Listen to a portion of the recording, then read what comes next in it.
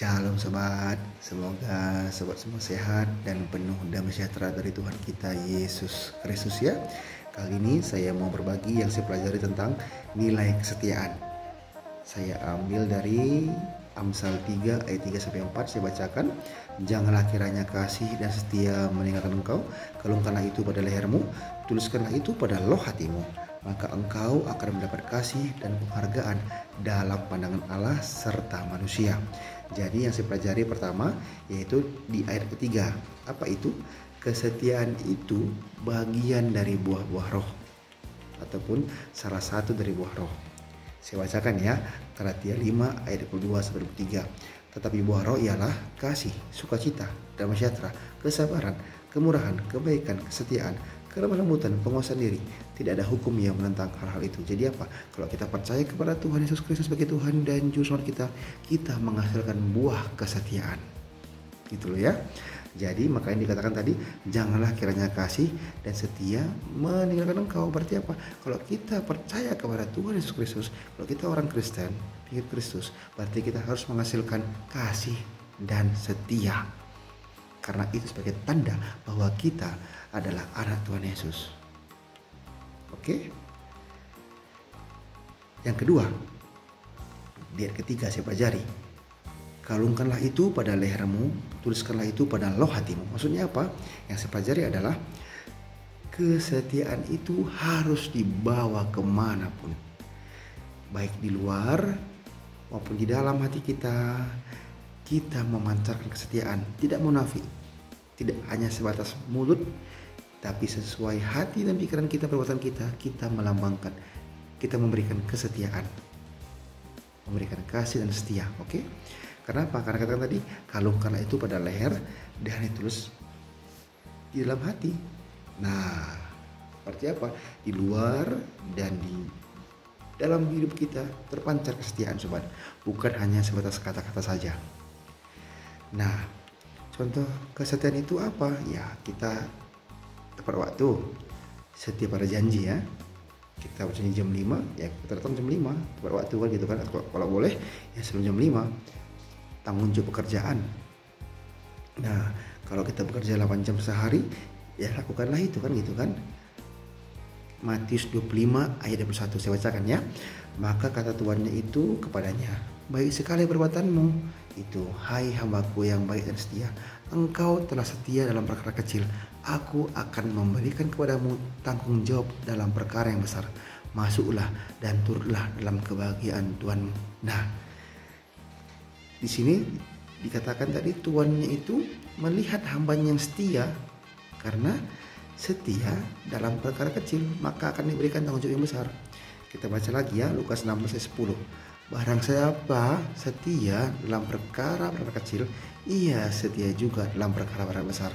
Dan barang siapa tidak benar dalam perkara kecil, ia tidak benar juga dalam perkara besar. Jadi perkara kecil itulah yang melatih kita untuk setia kepada perkara yang besar nantinya. Jadi kita jangan itu kecil, itu masih bisa diatur. Jangan. Justru karena perkara kecil itu, karena tanggung jawab yang kecil itu, kesetiaan yang kecil itulah yang membuat kita bisa setia kepada hal yang lebih besar lagi. Kira-kira paham sobat ya? Nah, jadi kesetiaan tadi adalah buah kita sebagai tanda kita percaya kepada Tuhan Yesus Kristus sebagai anak Tuhan. Yang kedua, kita tidak munafik ya, tapi kita bertanggung jawab akan kesetiaan kita, akan janji kita, akan pekerjaan kita, akan tanggung jawab kita. Oke. Yang ketiga itu di ayat keempat. Apa ayat keempat tadi? Maka engkau akan mendapat kasih dan penghargaan dalam pandangan Allah serta manusia. Yang saya pelajari adalah ada upah bagi yang melakukan kesetiaan. Oke. Seperti tadi yang dikatakan Matius 25 ayat 1 ya. Masuklah dan turutlah dalam kebahagiaan Tuhanmu. Nah, jadi ada upahnya juga. Itu selaras ya sobat ya. Jadi saya mau bercerita yang saya pelajari tentang Salomo. Amsal ini kan ditulis oleh Raja Salomo ya. Teman-teman bisa baca, sobat bisa baca di kitab 1 Raja-Raja ayat 11, di mana Raja Salomo pernah tidak setia, yaitu dengan mengikuti sesembahan para istri-istri Raja Salomo ya. Nah, jadi mengapa kerajaan Israel terbelah dua? Karena Raja Salomo tidak setia kepada Tuhan. Ia mengikuti sesembahan istri-istrinya. Nanti bisa teman-teman baca ya, 1 Raja-Raja 11 ya. Nah, jadi kemudian akhirnya Raja Salomo menulis di kitab Pengkhotbah 12 ayat 13. Akhir kata dari segala yang didengar ialah takutlah akan Allah dan berpeganglah pada perintah-perintahnya, karena ini adalah kewajiban setiap orang. Kalau kita bisa berpegang pada perintah-perintah bos di dunia ini, masa kita tidak mau belajar untuk memegang perintah-perintah Tuhan dan melakukannya? Gitu loh. Raja Salomo pernah jatuh pada penyembahan istri-istrinya, penyembahan berhala ya. Nah, sekarang kita, apakah kita mau mengikuti Raja Salomo yang pernah jatuh, atau kita tetap setia kepada Tuhan kita Yesus Kristus sampai akhirat kita? Kalau saya ingin tetap selalu setia kepada Tuhan Yesus Kristus sebagai Tuhan dan Juru Selamat saya yang telah rela datang dari surga ke dunia ini untuk menebus saya orang berdosa ini.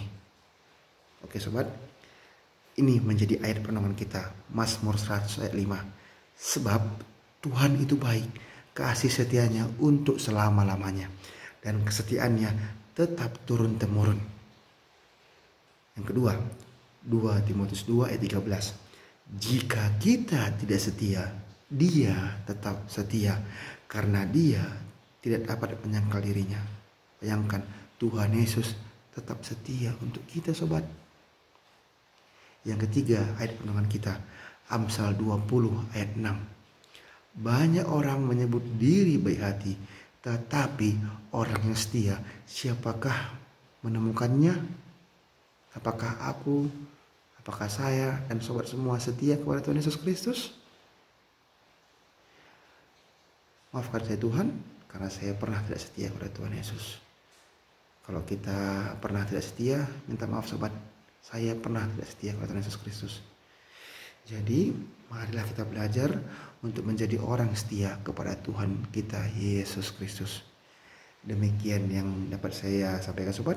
Ini saya pelajari tentang nilai kesetiaan. Sama-sama kita belajar ya. Kalau ada kurang-kurang jelas ataupun yang perlu diperbaiki, tolong tulis di kolom komentar. Kita sama-sama belajar sobat. Terima kasih. Semangat belajar firman Tuhan. Tuhan Yesus memberkati. Haleluya. Puji Tuhan Yesus. Amin. Tuhan memberkati sobat.